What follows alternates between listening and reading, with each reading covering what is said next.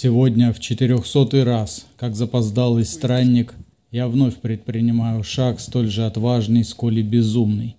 Стремление прикоснуться к струнам вашей души посредством своего, так может показаться, незначительного видео.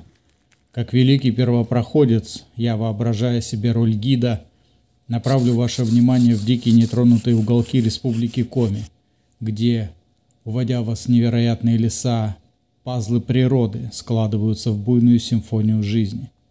А вот и следы медведя. Наконец-то мы увидели. Это пару дней назад. Вот он здесь шел прям по гусеничному следу.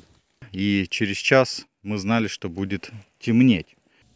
Я поведу вас в этот поход, где каждое мгновение наполнено испытаниями, как камни на нашем пути, что заставляют ныть ноги и преодолевать усталость.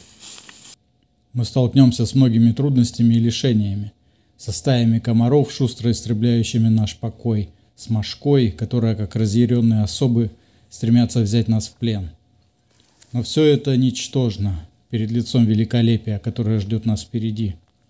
Мы будем стремиться к озеру Ватпутук, расположенного в 60 километрах от Сыктывкара, где вода преломляет свет солнца, а берега, обрамленные вековыми деревьями, создают атмосферу безмолвной, однако непреодолимой красоты. Очень важный момент, что лес доброжелательным и гостеприимным кажется только днем.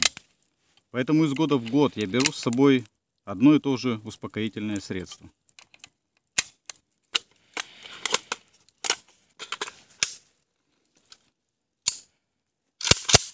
Именно там, среди дремлющих просторов, я надеюсь, ваша душа откликнется на мой зов, и мы вместе найдем свое утешение и вдохновение.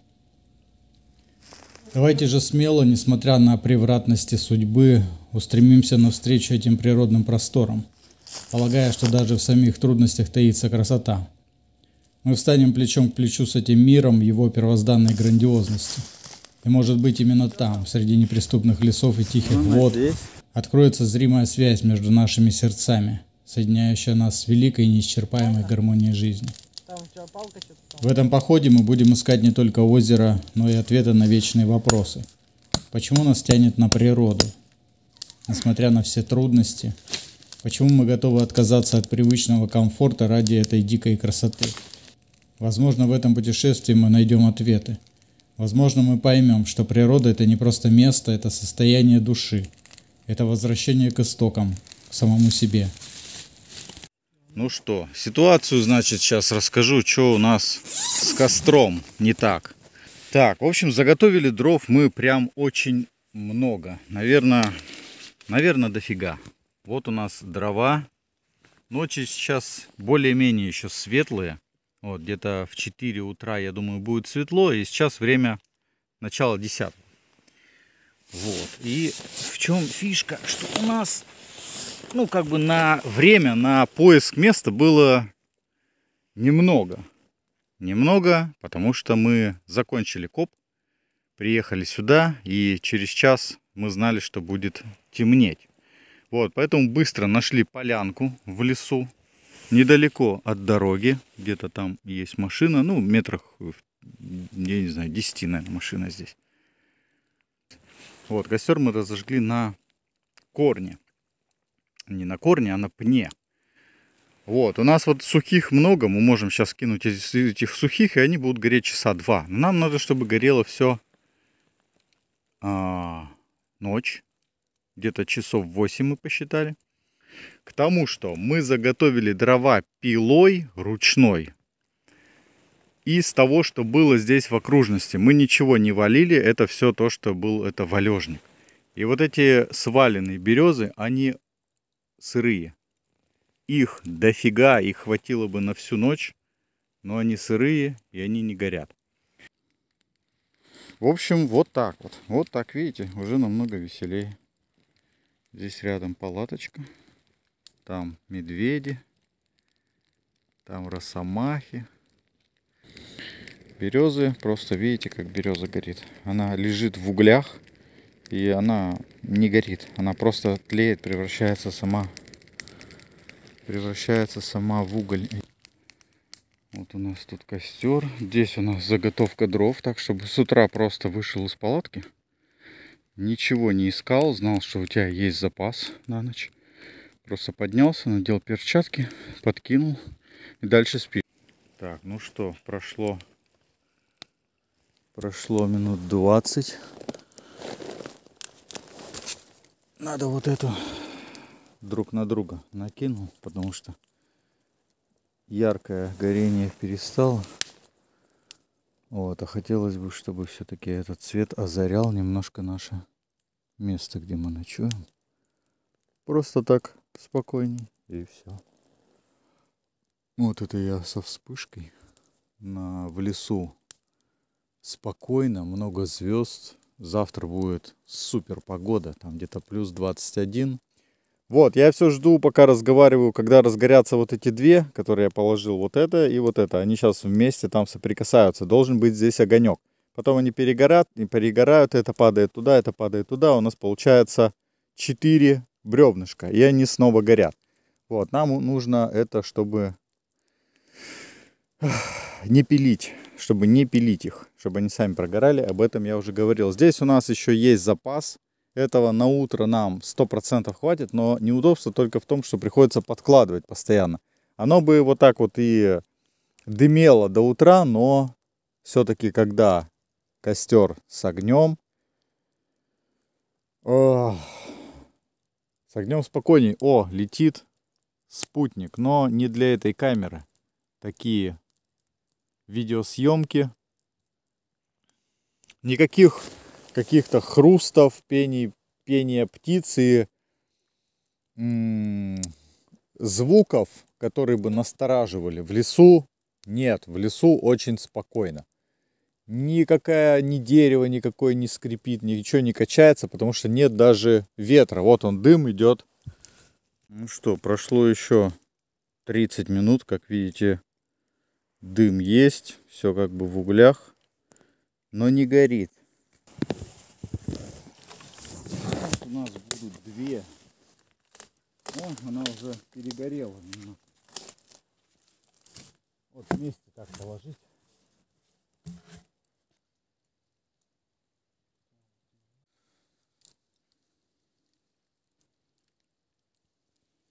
Доброе утро всем. В общем, мы собрались, идем сейчас на озеро, которое называется Ватпутук.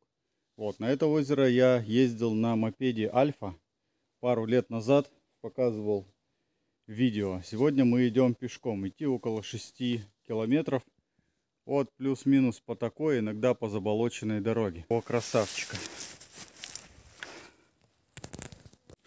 Дошли до первой такой низинки, где на Альфе сходу не проедешь, обязательно нырнешь в какую-то колею.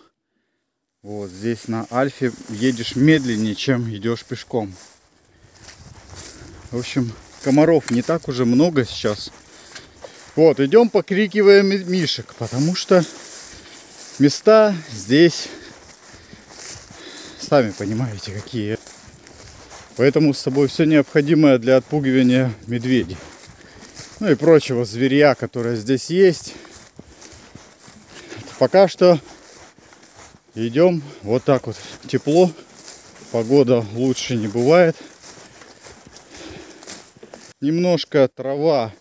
Вот видно, что сырые штаны. На траве роса. Сбиваем росу, и она скоро потечет уже в сапоги.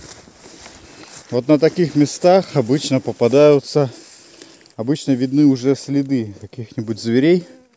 Но сейчас видно следы только от, скорее всего, гусеничной техники.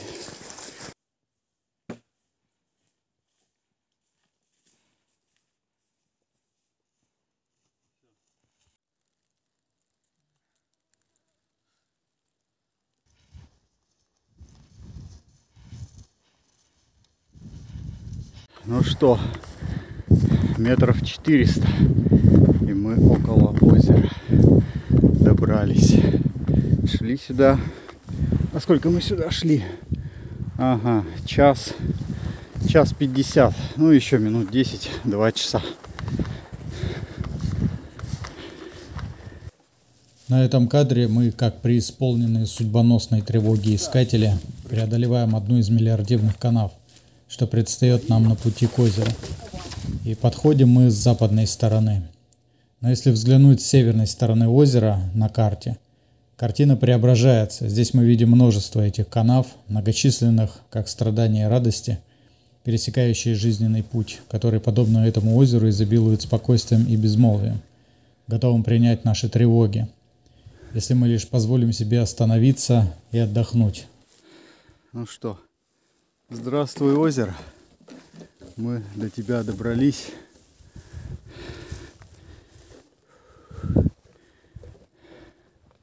Ну что, первая цель у нас достигнута. Но сейчас надо покидать спиннинг и в надежде все-таки поймать.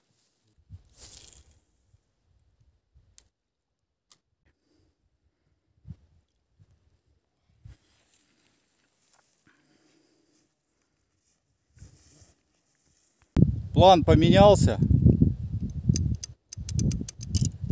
Ветер в эту сторону. И если мы поставим жерлицу, ветром ее прибьет к берегу. Поэтому идем на противоположный берег. Это отсюда примерно по кругу 500 метров.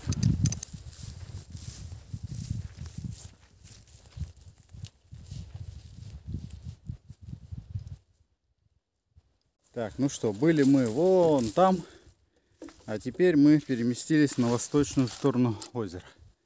Теперь мы здесь, и ветер в спину, поэтому можно будет ставить жерлиц. Только сейчас снова нужно будет поймать окушка, потому что мы его отпустили. А я попробую здесь спиннингом на вот эту рыбку.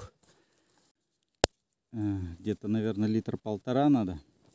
Вот, и сварить, покушать, обед, чай попить. Такая задача. В общем, деревьев тут не так много на самом этом болоте, чтобы... Кипятим воду с озера.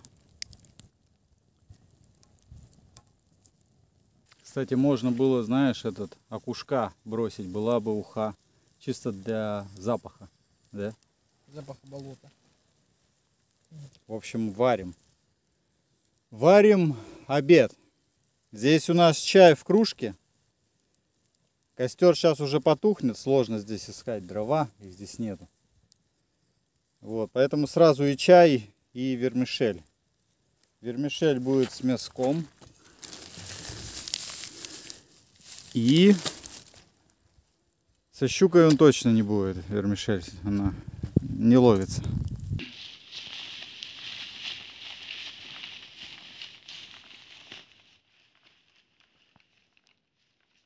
Вот еще хочу показать эту глушь глушиную.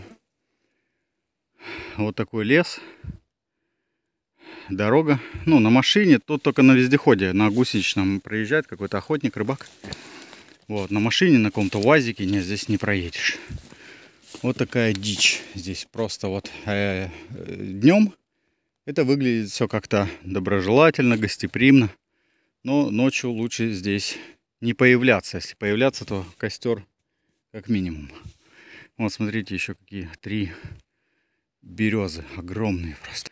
Вот такие дела. Идем, кричим Мишу, чтобы он отскакивал в сторону, услышал нас и позволил нам выйти с этого леса. Вот. А то, что здесь ходит Миша, это я вот вижу по следам, которые и вам покажу. Вот они, медвежьи лапы. И это было совсем недавно.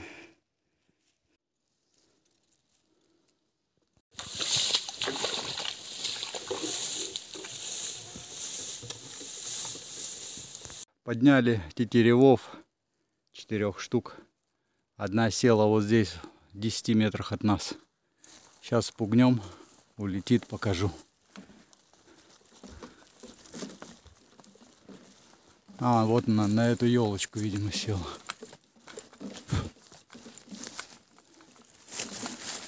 Че, Димка, постучишь по елочке? По вот этой? По дальней или по вот этой?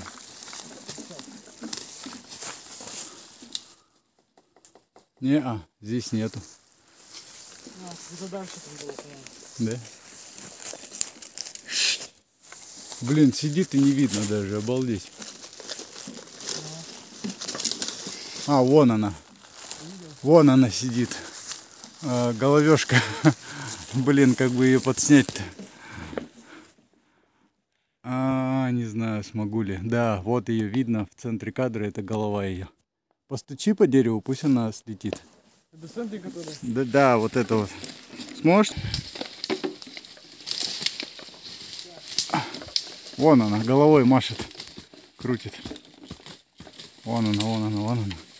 Не улетает, обалдеть. О, сейчас. Постучим. Может, молодой тетерев какой-то или глухарь молодой, пока непонятно.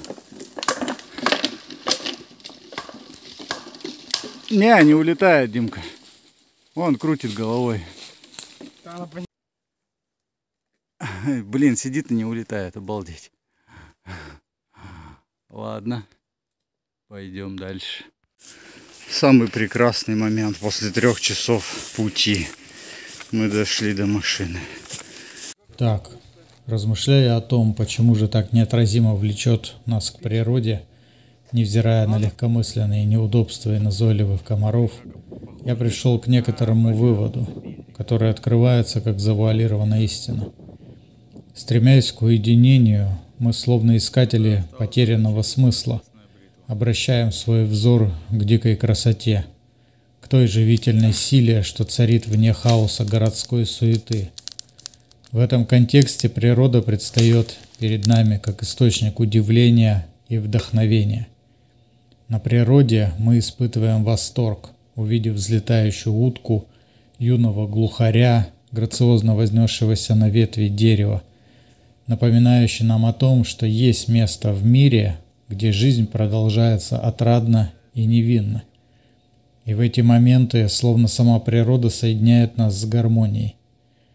Даже на тяжелых путях, когда наши ноги стонут от усталости, мы обнаруживаем в себе восклицание, прорывающееся из глубин души, наполненное радостью от простоты вокруг. Сравнив же это со столь изнурительной социальной жизнью, где взаимодействие с людьми порой крадут у нас последние силы, заставляя погружаться в трясину скуки и серости, понимаем, что именно в содержательных мгновениях единения с природой мы осознаем, насколько важно быть частью чего-то большего и незыблемого. Как часто в городской суете мы теряем себя, забываем о своих истинных чувствах, уставшие от многоголосия, где каждый глаз кажется пустым эхом. И вот вместо радости наступает истощение, глубоко наполняя нас благоговейным страхом перед тем, что мы можем оказаться в одиночестве даже среди людей. Таким образом, природа с ее неисчерпаемыми источниками вдохновения приобретает в нашем восприятии символ бесконечной свободы и радости, позволяя вновь обрести искренность, одновременно наполняя нашу душу светом и надеждой. С учетом того, что, увы, на платформе YouTube возникли определенные сложности, я принял решение создать новый канал на Рутубе с тем же названием «Около дела». Я надеюсь, что именно там, на новом канале, нам удастся сохранить ту самую искренность и тепло общения, которое мы так ценили. Сомнения и переживания, конечно, наполняют меня, как тучи перед грозой, но в то же время ощутимое желание продолжать нашу беседу и обмен мыслями рождает внутри огонек надежды. Пускай Рутуб станет для нас той новой гаванью, где наши искренние встречи будут продолжаться, и где, покинув зыбкие воды повседневности, мы вновь сможем открыть горизонты глубинной правды и смысла, которые так нужны каждому из нас. На Ютубе я продолжу публиковать свои видео, пока его не закроют окончательно, словно последний герой, сражающийся за свои идеалы на поле битвы. Эти 11 лет, проведенные в созидании контента, это не просто набор видео, это целая история моей жизни, которую я бережно писал на протяжении многих лет, рифмуя свои мысли и переживания в каждом кадре. Эта история, покрытая временем, запечатлела не только мгновения радости и триумфа, но и столкновения с глубинами сомнений и разочарования. Уйти просто так, оставив позади плоды своего труда и душевные переживания, мне не позволяет ни сердце, ни разум. Каждый выпуск – это как страница в дневнике, который я писал, когда искал ответ на неотъемлемые вопросы бытия и стремился поделиться своим откровением с другими. Мой канал – это своего рода хроника, где отражаются не только спонтанные идеи, но и какие-то сокровенные уголки моей души, где повседневные заботы пересекались с более глубокими и значительными размышлениями. Я ощущаю, что этот проект – это не только мой личный путь, но и способ соединить сердца, взбудораженные теми же вопросами, что волновали и меня. Хотя предстоящий уход из этой платформы может казаться неизбежным, я тем не менее намерен оставить за собой след, который будет напоминать о всех тех годах, наполненных творчеством и вдохновением. Печаль охватывает меня при мысли, что приходит конец этой эпохи, но я надеюсь, что, подводя итоги, смогу не только сохранить эти воспоминания, но и продолжить их на новом канале, в Рутубе, где новая глава моей жизни может быть написана с той же искренностью и страстью, что и прежде.